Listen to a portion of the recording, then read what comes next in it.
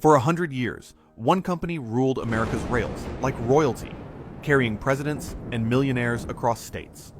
The Pullman Palace Car Company owned luxury travel. But when the world changed, when machines began crossing the skies and highways stretched to every horizon, Pullman made one fatal mistake. This is the story of how arrogance killed America's greatest railroad dynasty. The Pioneer sleeping car was not just transportation. It was a revolution on wheels. Upper berths folded gracefully to the ceiling. Lower seats transformed into beds with the pull of a lever. And for the first time in American history, common travelers could sleep like kings while crossing a continent. This was not the first sleeping car ever built, but it was the first one that actually worked with elegance and comfort. Before Pullman, companies like Woodruff's Central Transportation Company had attempted crude sleeping arrangements. Their designs were uncomfortable, impractical, and frankly miserable for overnight passengers. Pullman studied these failures and engineered something entirely different. His Pioneer car, first debuted in 1865, represented a quantum leap forward in passenger comfort and mechanical ingenuity. Within 2 decades, Pullman's cars would roll across 125,000 miles of track. That represented 3/4 of every rail line in America. Think about that for a second. This was not just market dominance. This was complete and total control of luxury rail travel across an entire continent. But here's what made Pullman truly brilliant. What separated him from every other railcar manufacturer of his era. He did not sell his cars to railroads. He leased them. The railroads paid him for the privilege of offering luxury, while Pullman supplied everything.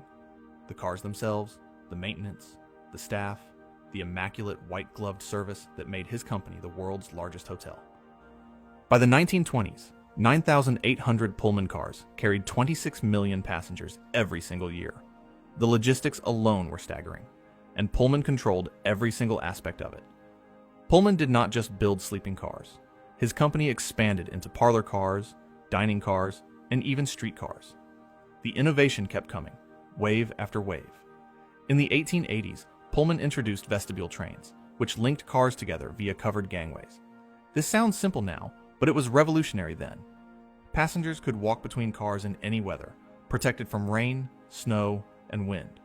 Before vestibules, moving between cars meant stepping onto an open platform, exposed to the elements and the very real danger of falling between moving train cars. Some railroads initially resisted the vestibule design. The Chicago and Rock Island Railroad held out, refusing to adopt the new standard. George Pullman simply waited them out, and eventually forced buyouts or partnerships until his vestibule system became the industry standard. This was how Pullman operated. Innovation combined with aggressive business tactics and an absolute unwillingness to compromise. His patented paper wheels reduced the noise of rail travel, making overnight sleep actually possible. His cars featured carpeting, libraries, and card tables. These were not just trains. They were mobile drawing rooms for America's elite. Presidents rode Pullman cars, starting with Abraham Lincoln. When Lincoln's funeral train carried his body across the nation in 1865, it included a Pullman car. The symbolism was not lost on anyone. Pullman had become synonymous with prestige, dignity, and American progress itself. But who was George Pullman, really? What kind of man builds an empire this vast and then controls it with such an iron fist that it eventually leads to the empire's destruction? The answer reveals everything about why this company ultimately failed. George Mortimer Pullman was born in 1831 in New York State.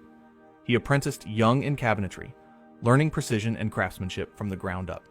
But his first major fortune did not come from furniture or trains. It came from an engineering feat that seemed impossible at the time. Chicago in the 1850s was built on swampland.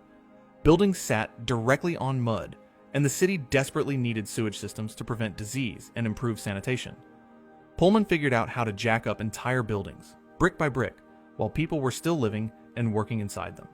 He would install sewage systems underneath, then lower the buildings back down. This required mathematical precision, engineering genius, and nerves of absolute steel. One miscalculation, and an entire building could collapse, killing everyone inside. Pullman never miscalculated.